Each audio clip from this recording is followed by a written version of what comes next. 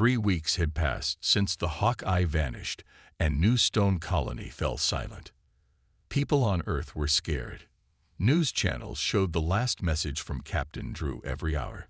The child's whisper, "They are old, and they are hungry," was now repeated in fear across every planet under human control. The Human Council called for an emergency meeting. All major leaders were present, even the ones who hadn't spoken in years. General Harris stood in front of them. His voice was calm, but his eyes showed fire. "We waited too long," he said. "They already made their first move. It's time for ours." Most leaders agreed, but some still asked for peace. "Maybe they misunderstood us," one ambassador said. "Let's send a message, a sign of peace." Harris didn't smile. "We sent a patrol ship, not a bomb." They erased it. That was their answer. Still, the council voted to try one last time. A peaceful trade station was chosen, Unityport, orbiting the gas planet Virex 5. A message of peace was sent from there toward the stars. It was simple. "We do not wish for war. Talk to us. Help us understand." The message echoed for hours across space. Then something came. At exactly 2:00 hours, an unknown ship entered Unityport's range. It was huge, nearly the size of the station itself, but not like anything humans had ever seen. It didn't send a message. It didn't scan. It just floated, silent and dark. Station Commander Rawl tried to reach out. "This is Unityport. Identify yourself." No reply. Rawl sent out small drones to check it. The drones never came back. Then the ship opened. Not weapons, not fighters, but shadows. Moving, crawling, floating things that looked alive but had no faces, no forms. Within 10 minutes, Unityport went completely dark. There was no sound, no explosions, just silence. Back on Earth, all screens went black for 7 seconds. Then a new image appeared, not sent by humans, but by the enemy. It was a wide shot of Unityport, now empty and drifting. No people, no power. The large alien ship faded into the dark background of space. Then a symbol appeared, a circle with 3 sharp lines cutting through it. The alien mark. Under it, one sentence in English. No more words. Only silence remains. Earth lost contact with 3 other nearby ships within the hour. But there was one survivor. A small escape pod launched from Unityport moments before the blackout. Inside was a child, maybe 7 years old. He was found floating near Virex 4 by a private mining ship. The boy didn't talk much. He just stared at the stars. When Earth doctors asked what happened, he whispered, "They eat thoughts. They find fear, and they grow stronger when you scream." The boy was shaking. His final words were, "Don't scream. Don't even think loud." That was the final push Earth needed. The Human Council ended all peace talks.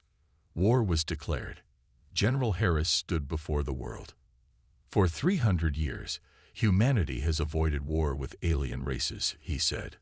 "But now we face something that does not want land or money or even power. It wants silence. It wants us. Gone." He raised his hand. "Today, we unite under one name, one banner, one mission." Behind him, the new symbol of Project Wrath lit up, a red fist over a dark planet. "From this moment on, we don't wait. We don't run. We fight." In hidden shipyards across the solar system, secret fleets powered up. Ships with weapons never tested, engines that bent light, shields made from black matter. They were faster, stronger, and fully controlled by human minds linked through AI. This was humanity's answer, and it would begin with fire. The days that followed felt like a blur. Rain stayed by Elia's side, watching her recover. Slowly, the color returned to her cheeks, and the machines around her were turned off one by one. But Rain knew that their world had changed forever. The galaxy would never forget what he had done. The Trade Council was in chaos. The death of Iron Voice sent shockwaves through the highest ranks of power. The council was on the verge of collapse, and the rest of the galaxy was watching, waiting to see what would happen next. Rain didn't care about any of that. He only cared about Elia. But even in her recovery, Elia wasn't the same. She had seen things no child should ever see. The scars of what had happened could never truly heal. It was late one evening when Kira spoke again. Her hologram flickered as she materialized in front of Rain. Rain, I've gathered all the data we have. The council is on the brink of collapse, but there's more. They were only a part of something bigger, something much darker. Rain stood up. What do you mean? The Galactic Consortium. They're still in control of much of the galaxy's wealth and resources. Iron Voice was only the beginning. There are others out there, hidden, pulling the strings. Rain's fists clenched. Then I'll take them down too. Kira's hologram flickered with a moment of hesitation. You don't have to do this alone. The galaxy is in chaos. You have the power to lead, Rain. You can unite the people, form a new order, a new galactic federation. Rain was silent for a long time. The weight of the words hung in the air. Could he do it? Could he lead the galaxy after everything that had happened? You don't have to be alone anymore, Kira continued. You have allies, humans, aliens, those who are tired of living in fear. You can be the one to give them hope again. Rain looked at Elia, still resting in the bed. He thought about what she had said earlier, about doing what he promised. Could he do more? Could he give the galaxy a future instead of just more revenge? Rain took a deep breath and turned to face Kira's hologram. All right, I'll do it, but we do this my way. We don't just take down the bad guys. We rebuild. We show the galaxy what true power looks like. We show them that humanity can lead, can protect, and can create something better. Kira's hologram nodded. I knew you would. The people are ready. Rain, it's time to rebuild. Rain gathered the remaining allies from New Aurora and beyond. The word spread quickly. Humanity had faced its darkest hour, and now it was ready to rise. The chaos that followed the fall of the Trade Council became the perfect storm for change. People from every corner of the galaxy rallied to Rain's cause. As months passed, Rain's movement grew. He became a symbol of strength, resilience, and hope. And Elia. She had become his greatest supporter, helping to spread the message of peace and unity. The scars of war might never disappear, but together they could make sure no one else had to suffer like they had. The first meeting of the Galactic Federation took place on Earth, in the heart of humanity's rebuilt cities. Rain stood before a council of leaders from every race and planet. The future of the galaxy lay in their hands. Rain stepped forward. We've all seen what happens when we let the corrupt hold power. The Trade Council thought they could control us. They thought they could break us. But look at us now. Humans and aliens united for one purpose: to protect, to rebuild, and to ensure this never happens again. The crowd erupted into applause. Rain glanced at Elia, standing beside him. She was smiling, and for the first time in a long time, he felt peace. The future was uncertain, yes. There would be challenges ahead. But Rain knew that as long as they stood together, humanity and its allies could face anything. The galaxy had learned the hard way. Never underestimate humanity. The end. It was like striking a shadow. No damage, Nova muttered. It's not even trying to fight back. Suddenly, the One responded. It opened its massive energy core, and a beam of unimaginable power shot out, slicing through the silent hunter fleet. Ships disappeared in an instant, their cloaking shields no match for the energy that seemed to tear through space itself. Retreat, Nova shouted, her hands gripping the controls. But it was too late. The first wave of silent hunters was wiped out in seconds. General Harris watched in horror as the live feed from the battle played out. The fleet was being torn apart, one ship at a time. They couldn't fight back. They couldn't even touch the one. "What's the next step?" Rhea asked, her voice shaking. Harris stood silent for a moment, then turned to the large map of the galaxy in front of him. "There's no retreating now. If we die today, we die fighting." Back in space, Nova Quinn's ship was one of the few that survived the first wave. Her ship's sensors were barely working, the hull scarred and burned. The one was closer than ever. She could feel its presence in her bones, its cold reach stretching out toward her. It wasn't just a battle anymore. It was a test of everything humanity had become. The one was coming. The storm had arrived. And Earth had no choice but to face it. The one had come. It was here. And humanity was about to face its greatest test. General Harris stood at the front of the command center, his heart heavy. The remaining silent hunters, those few brave souls who still lived, were scattered throughout the void, preparing for the final battle. The rest of the fleet had been wiped out, their ships lost in an instant. But the war wasn't over yet, not while there was breath left in humanity's lungs. "We're not running," Harris said, his voice sharp. "We fight, or we die trying." The officers around him nodded, some with fear in their eyes, others with determination. They all knew what was coming. But none of them would abandon their home. None of them would let Earth fall. Meanwhile, on Whisper Blade, Nova Quinn's fingers moved quickly across the controls. The ship's systems were failing, but she was still alive. She was still fighting. And as long as she had breath, she would keep fighting. "Lieutenant Quinn," her eye spoke in a calm, mechanical voice. "The one is approaching. Your ship is damaged. You need to retreat." "No," Nova said, shaking her head. "I won't retreat. I won't let them win." She tightened her grip on the controls, her heart racing. She could feel the cold presence of the one drawing closer, like a shadow swallowing the stars. But she refused to be afraid. The aliens had underestimated humanity once. They wouldn't make that mistake again. The battle was raging across the stars. The one's energy beams tore through the remaining fleet, cutting ships in half like they were made of paper. But the humans didn't stop. They kept coming. Nova and her crew were all that remained of the silent hunters, the last line of defense. The others had fallen, but their sacrifice wouldn't be in vain. She would make sure of that. The one loomed before her, its massive shape blocking out the stars. It was alive. It was powerful. And it was angry. Nova knew that she couldn't defeat it. No ship, no weapon could stand against it. But there was one thing humanity had that the aliens didn't: determination. "Nova," her AI said urgently, "we cannot win this fight. We need tow." "I know," Nova interrupted, "but we can't just give up." She turned to the comms and opened a channel to Earth. General Harris's face appeared on the screen. His expression was grim. Harris nodded. "We hit them with everything. If this doesn't work, Earth may never be the same."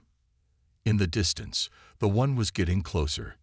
No one knew exactly what it was, but one thing was certain. The time for running was over. The time for hiding was over. Humanity would fight. As the Whisper Blade and its fleet of silent hunters prepared to move into position, something was clear. This wasn't just another battle.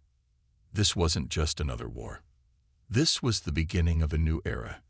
An era where Earth would no longer be the prey. It would no longer be the hunted. The silence in space was broken by a sharp, unmistakable hum. The one was closing in. It wasn't a ship. It wasn't a fleet. It was a presence, a vast, living entity that moved through the stars like an unstoppable storm. Everything about it screamed danger, but it was something more. It was something that had been waiting for this moment, waiting for the humans who had dared to strike back. General Harris stood in the command center, his eyes fixed on the holographic map of the galaxy. The one was coming, and with it, the entire alien force. Harris had heard stories about it, whispers of an ancient power that consumed anything in its path. It wasn't just a weapon. It was a force of nature. "We're not just fighting an enemy ship," Rhea said, her voice tight with tension. "We're fighting something that can't be stopped." Harris didn't respond right away. Instead, he turned to the array of officers and soldiers gathered around the room. "Prepare for the worst, but we're not running this time. We stand and fight." Meanwhile, aboard Whisper Blade, Lieutenant Nova Quinn felt the weight of the situation settling in. The One was coming for Earth, and every moment they waited made it that much closer. She felt the vibration of her ship's engines beneath her feet, a quiet hum that was almost comforting in the chaos of space, but even that couldn't calm the storm inside her. "Lieutenant Quinn," her eye assistant's voice came through the comms. "The fleet is ready. All silent hunters are standing by." Nova took a deep breath, her mind racing. The One was a new kind of threat, unlike anything humanity had faced before. But she was trained for this. She had to be. The stakes were higher than ever. "We strike first," she said, her voice firm. "We hit them hard, and we hit them fast. No waiting." The fleet of silent hunters, cloaked in darkness, moved into position near the outer rim of the Terran Empire. It wasn't just the One they were targeting now. It was everything in its path. Every alien ship, every hidden fleet, every enemy vessel. They were all fair game. Nova stared out at the stars, her heart pounding. She didn't know how long they had before the One arrived, but she knew one thing. This was the moment. The moment humanity would either survive or fall. Back on Earth, General Harris and his commanders watched as the last pieces of the plan fell into place. Hundreds of silent hunters, stealthy and lethal, were deployed. They were humanity's last line of defense. "We're ready," Rhea said, her eyes scanning the readings. "The One won't be able to see us coming. But when we strike, it will know we're here." Harris nodded. "I hope you're right." In the black void of space, the One was nearly upon them. Its massive form loomed in the distance, its size impossible to comprehend. It wasn't just a ship, it was alive. The way it moved through space, the way it absorbed the stars around it, made it feel more like a living creature than anything mechanical. It wasn't just hunting, it was consuming. Nova's ship, Whisper Blade, was the first to move into attack range. "Stay sharp, everyone," she ordered. "We'll make our stand here." Then, without warning, the universe seemed to shift. The One blinked out of sight for a moment, and the stars themselves seemed to fade. It was no longer just a ship in front of them. It was a presence, a force that reached beyond the physical. Suddenly, every silent hunter felt it. A coldness, a pressure, like the weight of an entire galaxy pushing down on them. They were no longer alone in the void. The One was with them. "Stay focused," Nova barked, snapping out of her momentary daze. She turned to her AI assistant. "Fire the first strike." Now, the silent hunter fleet unleashed their weapons in perfect synchronization. Missiles, plasma rounds, and energy blasts shot out from the darkness. The One seemed to shudder as the attacks hit, its surface rippling and warping. But it did not slow. It did not retreat. It barely reacted. The dark void of space stretched endlessly outside the window of Rain's ship. The stars seemed far away, almost unreachable. But inside the ship, the air was thick with tension. Rain's mind was far from the stars. His thoughts were on Elia and the new enemy he had uncovered. Varnak had talked.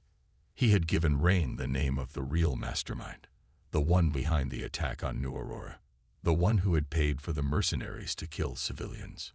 Iron Voice, a High Lord from the Galactic Trade Council, a name that echoed through the dark halls of power, a figure whose influence stretched across the galaxy. Rain couldn't believe it at first. The Council had been a trusted alliance for years. The Trade Council was supposed to be neutral, maintaining order and balance in the galaxy. But now, one of their own was behind the attack on his people, behind the death of innocents. His fingers tightened around the console. "Kira," he said, his voice cold. "Track down this iron voice." "Tracking now, Commander," the AI replied, her voice calm as ever. A few hours later, the ship dropped out of hyperdrive. Ahead of them lay a massive space station, a fortress in the cold dark of space. The station's name flashed across the display. Sinus Station, a Trade Council stronghold, the heart of power, and the lair of iron voice. Rain's hands gripped the controls. He had never felt rage like this before. The Trade Council had betrayed him, betrayed humanity. And now, they would face the consequences. He wasn't here for negotiations. He was here for revenge. Inside Sinus Station, Iron Voice sat in his private chambers. He was a tall, imposing figure, covered in dark armor that seemed to absorb the light around him. His face was hidden beneath a mask, his voice cold and robotic. The only thing visible were his glowing blue eyes. The doors slid open. One of his aides stepped in, carrying news. "My lord, there's been a breach. A ship has entered the station's space." Iron Voice didn't react. "Who is it?" "Unknown, but the ship's signature matches that of Project Revenant." Iron Voice froze. "Rain Carter, activate security protocols." Iron Voice ordered. "We cannot let him reach me." Back outside, Rain's ship drifted closer to the station. He didn't need to sneak in. He didn't need to hide. It was time for the Trade Council to know the cost of crossing humanity. The airlock opened with a loud hiss as Rain stepped onto the cold metal of the station. His helmet was sealed, his pulse rifle in hand. He didn't need words. His actions would speak louder than anything he could say. Inside the station, alarms began to blare. "Warning. Unauthorized entry detected. All personnel report to security." But it was too late. Rain moved quickly, his boots clicking against the steel floors as he walked through the corridors. Each step felt heavier. He was getting closer to the heart of the station, where Iron Voice would be waiting. Iron Voice's personal guards waited in a large hall. Their weapons hummed with power as they locked eyes on Rain. But they didn't shoot. They knew who he was, and they knew what he could do. Rain didn't hesitate. He fired a shot, quick and accurate. A guard dropped to the ground. Before the others could react, Rain was on them. His fists struck like thunder. His movements were a blur, faster than they could track. Guards fell one by one.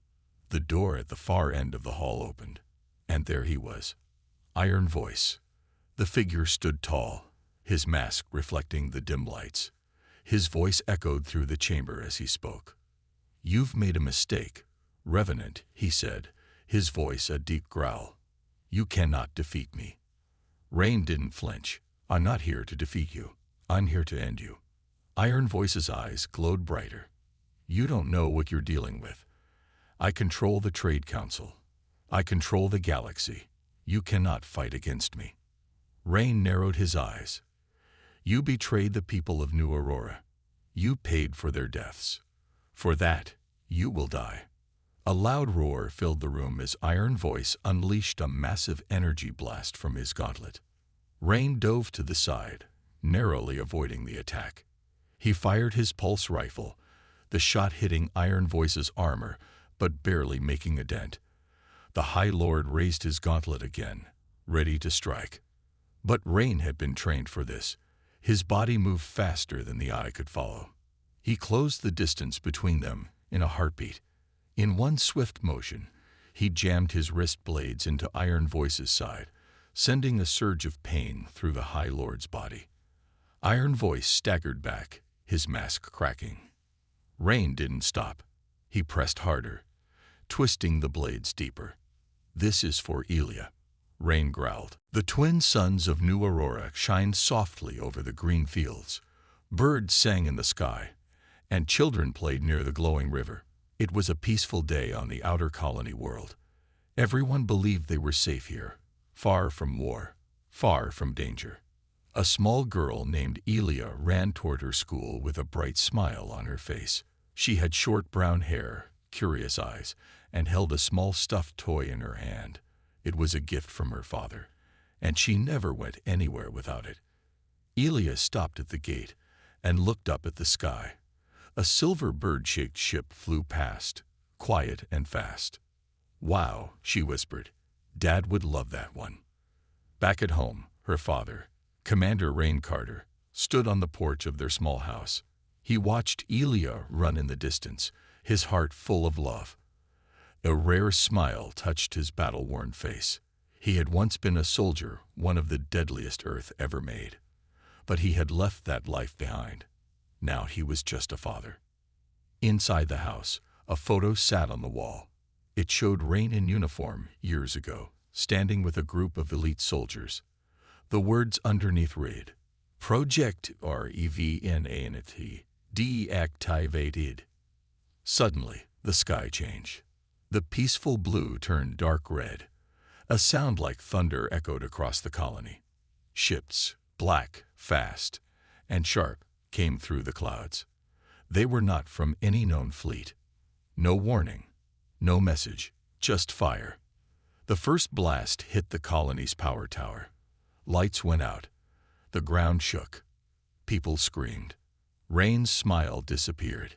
His soldier instincts returned in a second. He ran to grab his emergency gear, but it was already too late. The invaders landed fast. Tall, armored aliens, mercenaries, walked through the streets, shooting anyone who ran. Their weapons were cold and silent, but deadly. Buildings fell. Fires spread. People tried to hide, but there was nowhere safe.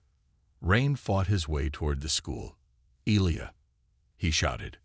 But the smoke was thick. The screams were louder than his voice. In the schoolyard, Elia hid behind a broken wall with two other kids. She clutched her stuffed toy tight. Her eyes were full of tears, but she didn't scream. Her father had taught her to be brave. The mercenaries moved closer. One of the other kids ran and was shot. Elia closed her eyes, waiting for the end. But something exploded nearby, throwing dust into the air. The aliens moved back. A broken metal pole fell and hit one of them. In the chaos, Elia crawled away. Hours passed. When Earth's emergency teams arrived, the colony was in ruins. Firefighters and medics moved through the broken streets. They found only a few survivors. In the rubble near the school, a medic found a small hand reaching out. "It's a child," he yelled. They pulled Elia from the rubble. Her face was burned, and her breathing was weak. Blood covered her side, but she was alive. As they placed her on a stretcher, she opened her eyes just for a second. One word came from her lips: "Dad." And then she passed out. Far away from New Aurora, in the cold, dark orbit above Earth, there was a secret, a black site known only to a few top officials. Deep inside, behind several locked doors and layers of steel, there was a sealed chamber. It had not been opened in years. It was covered in frost. Inside, a man lay sleeping. His body was surrounded by wires, tubes, and machines. His chest rose and fell slowly, like a deep breath that had not finished. The computers blinked. A red warning light appeared. DNA match confirmed. Subject's daughter injured. Another screen blinked. Target acquired. Suddenly, the ice began to melt. The chamber hissed. The man's eyes opened, sharp, cold, and full of rage. A robotic voice spoke over the intercom. "Activating Project REVNANT." The stars flew past the stealth ship like glowing rain. Commander Rain Carter sat in silence. His face was calm, but his eyes burned with one goal: revenge. His daughter Elia was still in the hospital, her small body fighting to stay alive. Rain had seen the report: internal damage, burns, broken bones. The doctors said she was lucky to survive. But luck had nothing to do with it. Rain knew she had survived because she was his daughter. And now someone was going to pay. Inside the ship, the AI named Kira spoke again. "Commander, we are nearing Deep Space Sector X-92. Enemy ship, the Black Maw, is docked near an old mining station. Rain stood up, scanned the area. Multiple heat signatures, about 30 life forms on board the enemy ship, scattered weapons, no signs of a larger fleet. Their guards are relaxed. Rain's voice was cold. They think no one is coming for them. They're wrong, Kira said. He grabbed his gear, his armor now sealed tight, black as space itself. His helmet locked in place, and the visor glowed with red lines. Deploy silent drop, he ordered. The ship didn't approach normally. It vanished from radar and appeared like a ghost in the dark. A small pod detached from the side and floated toward the mining station. Inside the pod, Rain waited. He had done drops like this before, in war zones, enemy worlds, pirate colonies. But this time, it was personal. 10 seconds, Kira said. Rain checked his weapons. Pulse rifle, wrist blades, EMP grenades, and his fists, deadlier than any gun. 5 seconds. He closed his eyes for a moment and pictured Elia's smile. Drop. The pod shot forward, then stopped. Its claws locked onto the outer wall of the mining station. Rain cut through the hatch silently and climbed in. Inside, the station was quiet. Old metal walls, flickering lights. The mercenaries were laughing, playing cards, or drinking. They didn't hear him enter. They didn't see the shadow moving through the vents. Until one of them turned and saw nothing. Then his body flew across the room, smashed against a wall. What woe is TA8? A merc yelled. Another tried to raise his weapon, too slow. A blade cut through his armor, and he fell. Panic spread fast. The mercenaries fired in every direction. Rain moved like a ghost, silent, deadly, unstoppable. Every step he took, another enemy fell. They weren't trained for this. They were bullies, not soldiers. And he was a monster built to kill monsters. In the control room, the mercenary captain, Drex Volar, a tall, gray-skinned alien with metal teeth, watched the security feed. What is this? Who is he? Drex growled. One of his crew screamed through the comms. He's not human. He's a demon. Drex slammed his fist on the console. That's just one man. No, sir. That's Revenant. Drex's face went pale. He knew that name. Everyone in the black market did. The human weapon. The ghost of Earth. The one they froze. And now he was here. Back in the corridors, Rain stepped over bodies. None of them had a chance. He reached the main hallway leading to the control room. Kira, he said, lock down the doors behind me. No one escapes. Done. You're clear to move forward. Time to end it. He kicked the door open. Drex and 5 armed guards waited inside, weapons ready. Rain didn't slow down. The guards opened fire. Bullets bounced off his armor. He leaped forward, dodged one, broke another's arm, and threw a third into the wall. Within seconds, all 5 were down. Drex tried to run. Rain grabbed him and slammed him against the console. Why? Rain asked, his voice low and dangerous. Why did you attack New Aurora? We were paid, Drex cried. Just a job. We didn't know your daughter was there. Rain's grip tightened. You do now. Please, I can give you names. The buyer. It wasn't my idea. Rain paused. Start talking. Later, Rain stood outside the station. Behind him, the lights of the mining base burned. The Black Maw was disabled. The crew, all taken down. Only Drex was left, barely alive, tied up and shaking. Kira, Rain said, send the location to Earth Command. They can collect what's left. Done. And the next target. Rain stared into space. Find the one who paid for the attack. Understood. Rain stepped back into his ship.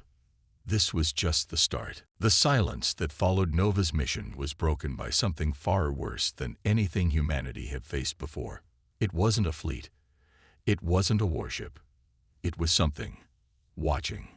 General Harris stood in the command center, his face tight with worry. The message had just come through from Black Echo. The AI's voice was cold, but there was an edge of warning in its words. The enemy has begun observing Earth. Their eyes are now on us. Harris paced back and forth. The alien forces had always struck without warning, but this felt different.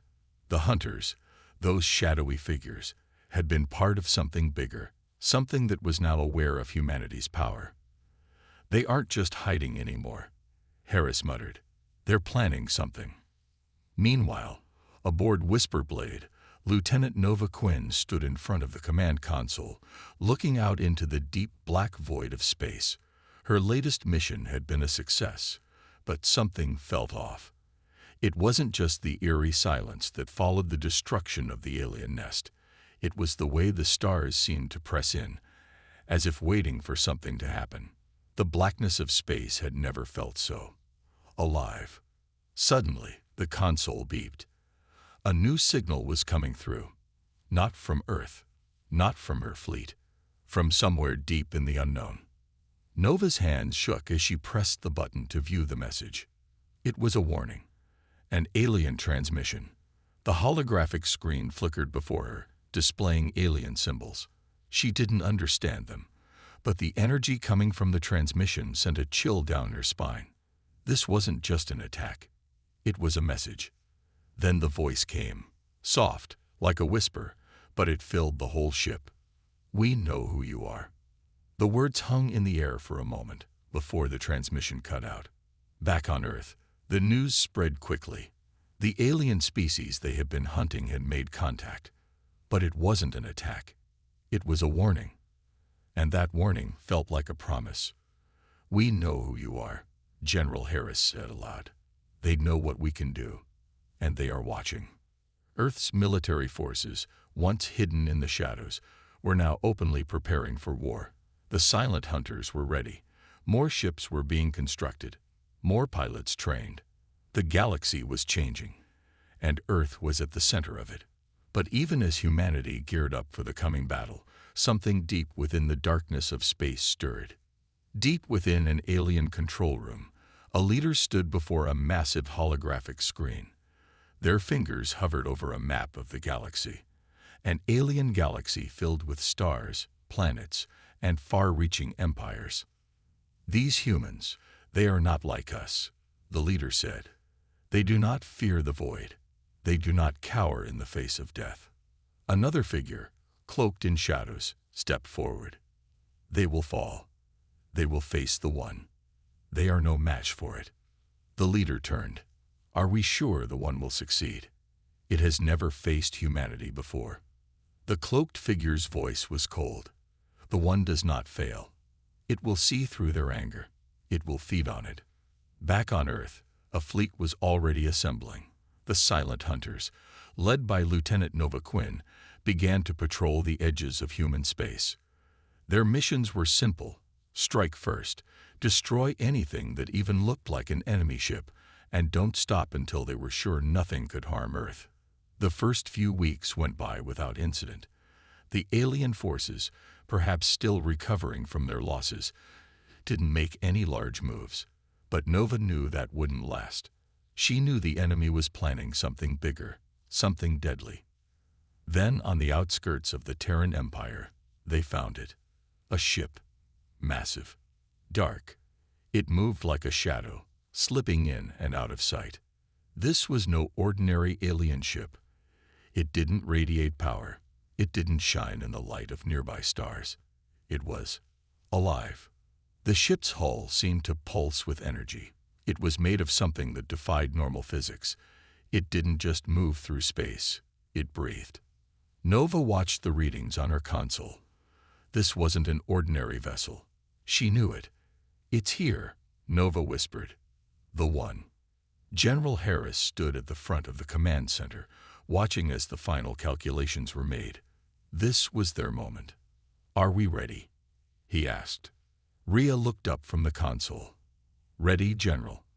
But we need to make this strike count. We have no idea what we're up against.